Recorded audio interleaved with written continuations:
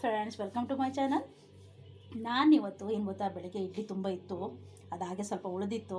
ಸುಮ್ಮನೆ ಯಾಕೆ ವೇಸ್ಟ್ ಮಾಡೋದು, ಅದನ್ನು ಈವ್ನಿಂಗ್ ಸ್ನ್ಯಾಕ್ಸ್ಗೆ ಅದನ್ನು ಹಾಗೇ ಫ್ರೈ ಮಾಡಿ ಮಸಾಲ ಥರ ಮಾಡಿ ಕೊಡೋಣ ಅಂತ ಅಂದ್ಕೊಂಡಿದ್ದೀನಿ. ನೀವು ಇದು ಯಾವ ಥರ ಮಾಡಿದೆ ಅಂತ ಸ್ಕಿಪ್ ಮಾಡಿದೆ ಕೊನೆವರೆಗೂ ನೋಡಿ ಫ್ರೆಂಡ್ಸ್. ನೋಡಿ, ಇಲ್ಲಿ ಇಷ್ಟು ಇಡ್ಲಿನ ಇಷ್ಟು ಸಿಲಿಕ್ ಮನ್ಸು ಬರುತ್ತೆ, ನೀವೇ ಯೋಚನೆ ಮಾಡಿ. ಇದನ್ನು ಈ ರೀತಿ ಕಟ್ ಮಾಡ್ಕೊಂಡಿದ್ದೀನಿ ಪೀಸಸ್ ಆಗಿ. ನಿಮ್ಗೆ ಯಾವ ಥರ ಕ್ಯೂಸ್ ಬೇಕಾದ್ರೆ ಕ್ಯೂಸ್ ಆಗಿ ಮಾಡ್ಕೋಬೋದು, ಈ ರೀತಿ ಬೇಕಾದ್ರೆ ಈ ಥರನೂ ಕಟ್ ಮಾಡ್ಕೋಬೋದು. ಈಗ ಯಾವ ರೀತಿ ಮಾಡ್ತೀನಿ ಅಂತ ನೋಡೋಣ ಬನ್ನಿ. ಇಟ್ಕೊಂಡಿದ್ದೀನಿ. ಇದಕ್ಕೆ ನಾನು ಒಂದು 2 ಸ್ಪೂನ್ ಎಣ್ಣೆ ಹಾಕ್ಕೊಳ್ತೀನಿ.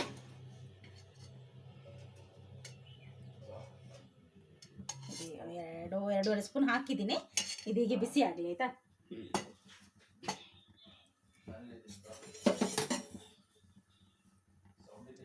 ಇದಾಗಲಿ, ಬಿಸಿ ಆಗ್ತಾ ಇರಲಿ, ಸ್ವಲ್ಪ ಎಣ್ಣೆ ಬಿಸಿ ಆಗಲಿ.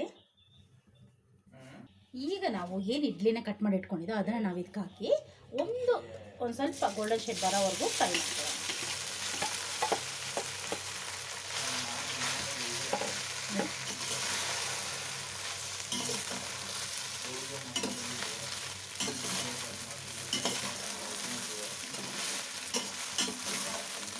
ಸ್ವಲ್ಪ ಲೋ ಫ್ಲೇಮಲ್ಲೇ ಇಟ್ಕೊಂಡು ಅದನ್ನು ಹಾಗೆ ಫ್ರೈ ಮಾಡ್ಕೊಂಡ್ರೆ ಆಯಿತು. ಸ್ವಲ್ಪ ಫ್ರೈ ಮಾಡಿ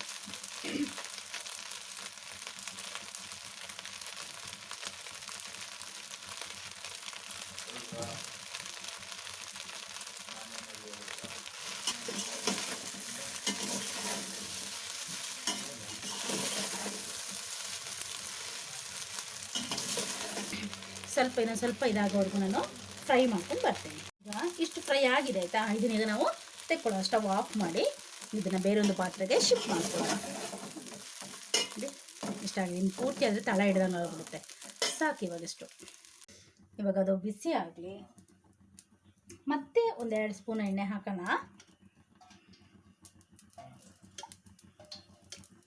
ಎಣ್ಣೆ ನೋಡಿ, ಆಯಿತಾ? ನಾನು 2 ಸ್ಪೂನ್ ಅಂತೀನಿ.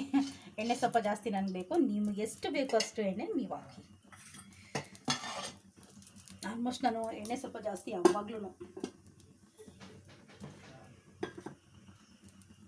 ಈಗ ಒಂದು 7ರಿಂದ 8 ಬೆಳ್ಳುಳ್ಳಿ ನಾನು ತಗೊಂಡಿದ್ದೀನಿ. ಅದನ್ನು ನೋಡಿ ಈ ಥರ ಚಿಕ್ಕದಾಗಿ ಚಾಪ್ ಮಾಡ್ಕೊಂಡಿದ್ದೀನಿ. ಒಂದು 7ರಿಂದ 8 ಬೆಳ್ಳುಳ್ಳಿ ಅದನ್ನು ಚಿಕ್ಕದಾಗಿ ಚಾಪ್ ಮಾಡ್ಕೊಂಡಿದ್ದೀನಿ. ಅದನ್ನು ನಾನು ಈಗ ಈ ಆಯಿಲಿಗೆ ಹಾಕ್ತಾ ಇದ್ದೀನಿ.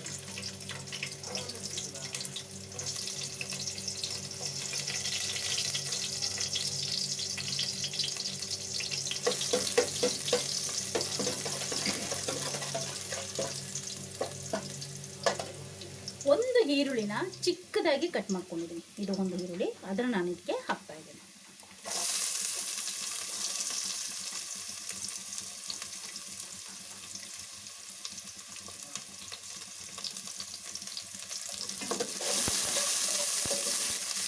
ಇದು ಕೂಡ ಹಾಗೆ ಫ್ರೈ ಆಗುತ್ತೆ.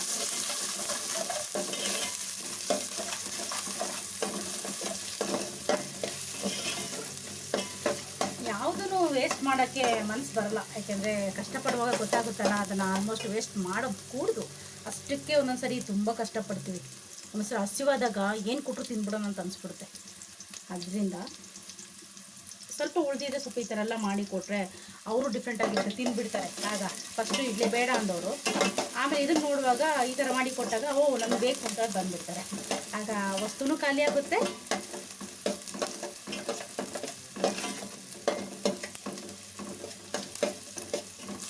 ಫ್ರೈ ಮಾಡಿ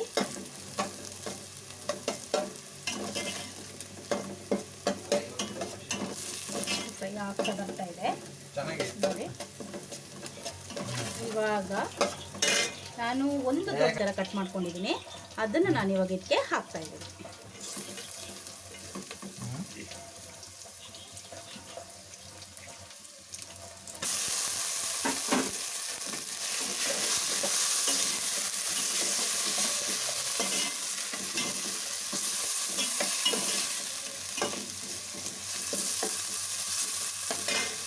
ಸ್ವಲ್ಪ ಉಪ್ಪು ನಾನು ಇವಾಗಲೇ ಹಾಕ್ಕೊಳ್ತೀನಿ, ಯಾಕೆಂದರೆ ಅದು ಬೇಗ ಟೊಮೆಟೊ ಇದು ಬೇಯಲಿ ಅಂತ. ಉಪ್ಪು ನೋಡಿ ಹಾಕಿ. ಯಾವಾಗಲೂ ಹೇಳ್ತಾ ಇರ್ತೀನಿ, ಆಮೇಲೆ ಜಾಸ್ತಿ ಆದರೆ ಏನೂ ಮಾಡಲಿಕ್ಕಾಗೋದಿಲ್ಲ. ಅದರಲ್ಲಿ ಇಡ್ಲಿಗೂ ಸ್ವಲ್ಪ ಉಪ್ಪು ಇದೆ ಆಲ್ರೆಡಿ, ಅದರಿಂದ ನಾವು ಸ್ವಲ್ಪ ಕಮ್ಮಿನೇ ಹಾಕೋಣ.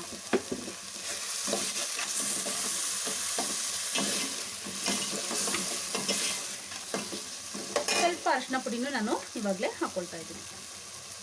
ಒಂದು 1/4 ಟೀ ಸ್ಪೂನಷ್ಟು ಅರಿಶಿನ ಪುಡಿ ಹಾಕ್ತಾಯಿದ್ದೀನಿ.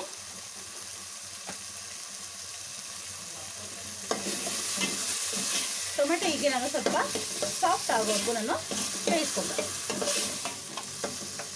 ಟೊಮೆಟೊ ಹೀಗೆ ಇದು ತಿನ್ನಲಿಕ್ಕೆ ಆಗೋದಿಲ್ಲ, ಅದರಿಂದಾಗಿ ಸ್ವಲ್ಪ ಚೆನ್ನಾಗಿ ಸಾಫ್ಟ್ ಆಗಬೇಕು. ಸ್ವಲ್ಪ ಸಾಫ್ಟ್ ಮಾಡ್ಕೊಂಡು ಬರ್ತೀನಿ. ಟೊಮೆಟೊ ಎಷ್ಟು ಫ್ರೈ ಆಗಿದೆ ಈಗ ಸಾಕು. ಈಗ ನಾವು 1 ಟೀ ಸ್ಪೂನ್ ಧನಿಯಾ ಪುಡಿ,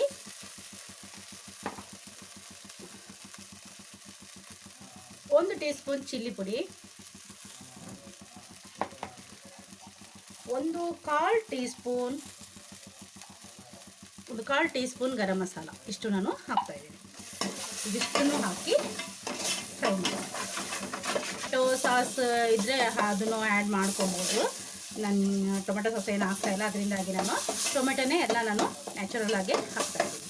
ಯಾವುದು ನಾನು ಬೇರೆ ಬಾಟಲ್ ಇದು ಹೊರಗಡೆ ತಂದಿದ್ದೇನೋ ಹಾಕ್ತಾಯಿಲ್ಲ. ಚೆನ್ನಾಗಿದೆ. ಈಗ ಸ್ವಲ್ಪ ನೀರು ಹಾಕೋಣ, ಚೂರು ಗೊತ್ತಾಗುತ್ತಲ್ಲ, ಒಂದು ಮೀಡಿಯಮ್ ಆಗಿ ಒಂದು 1/4 ಲೋಟದಷ್ಟು ನೀರು ನಾನು ಹಾಕ್ತಾಯಿದ್ದೀನಿ. ಒಂದು 1/4 ಲೋಟ ನೋಡಿ, ಇಷ್ಟು ನೀರಿದೆ, ತುಂಬ ಇಲ್ಲ. ಇಷ್ಟು ಹಾಕಿ ಜಸ್ಟ್ ಇದನ್ನಿಗೆ ಇದು ಮಾಡ್ತೀವಿ. ಸ್ವಲ್ಪ ಇದಾಗಲಿ ನೀರು.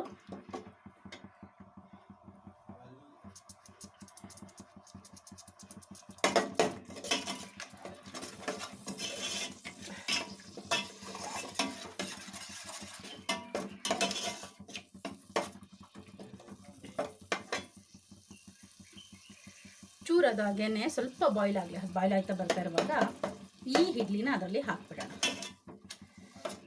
ನಿಮಗೆ ಕ್ಯಾಪ್ಸಿಕಮು ಇದೆಲ್ಲ ಇದ್ರೂ ಹಾಕ್ಬೋದು, ಬಟ್ ಇವಾಗ ನನಗೆ ಇನ್ನೂ ತುಂಬ ಟೇಸ್ಟಿಯಾಗಿ ಕಲರ್ಫುಲ್ಲಾಗಿ ಇರುತ್ತೆ. ಗ್ರೀನು ರೆಡ್ಡು ಅಂತೆಲ್ಲ ಬರುವಾಗ ಒಂದು ಕಲರ್ಫುಲ್ ಆಗಿರುತ್ತೆ. ನೋಡ್ಲಿಕ್ಕೆ ಒಂದು ಲುಕ್ ಬೇಕು ಅಂದರೆ ಆ ಥರ ಮಾಡ್ಕೊಬೋದು. ಇವಾಗ ನಾನು ಅದಿಷ್ಟು ಆಯಿಲ್ ಆಗಿದೆ ನೋಡಿ, ಸಾಕಿದ್ದೀಗ. ಈಗ ನಾನು ಏನು ಇಡ್ಲಿನ ಫ್ರೈ ಮಾಡ್ಕೊಂಡಿದ್ದೆ ಅದನ್ನು ನಾನು ಇದಕ್ಕೆ ಹಾಕ್ತಾ ಇದ್ದೀನಿ.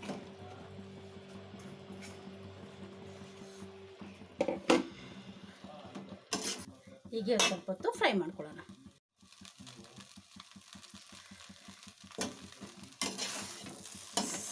ಹೀಗೆ ಫ್ರೈ ಆಗ್ತಾ ಇದೆ, ಸ್ವಲ್ಪ ಫ್ರೈ ಆಗಲಿದೆ. ಈಗ ಒಂದು ಸ್ವಲ್ಪ ಕೊತ್ತಂಬರಿ ಸೊಪ್ಪು, ನಾನು ಇಷ್ಟು ಕೊತ್ತಂಬರಿ ಸೊಪ್ಪು ತೊಗೊಂಡಿದ್ದೀನಿ, ಅದನ್ನು ಇದ್ರ ಮೇಲೆ ಹೀಗೆ ಸ್ಪ್ರೆಡ್ ಮಾಡ್ತೀನಿ.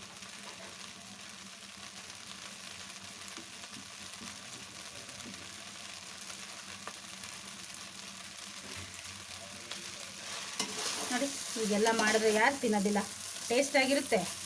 ಇಡ್ಲಿ ಅನ್ನೋದನ್ನು ಮರ್ತು ಬಿಡ್ತಾರೆ. ನಂಗೆ ಬೆಳಗ್ಗೆ ಇಡ್ಲಿ ಕೊಟ್ಟಿದ್ರಿ ಮತ್ತೆ ನಾನು ಇಡ್ಲಿ ತಿನ್ನಲ್ಲ ಅಂತ ಹೇಳೋದೇ ಇಲ್ಲ. ಈ ಥರ ಮಾಡಿ ಕೊಟ್ಟು ಅಂದರೆ ಮಕ್ಕಳಿಗೆ ಸೂಪರಾಗಿ ತಿಂತಾರೆ. ರೆಡಿ ಮಸಾಲ ಇಡ್ಲಿ. ಇನ್ನೊಂದು ಬೇಕಂದ್ರೆ 2 ನಿಮಿಷ ಹಾಗೆಯೇ ಫ್ರೈ ಮಾಡ್ಕೊಬೋದು.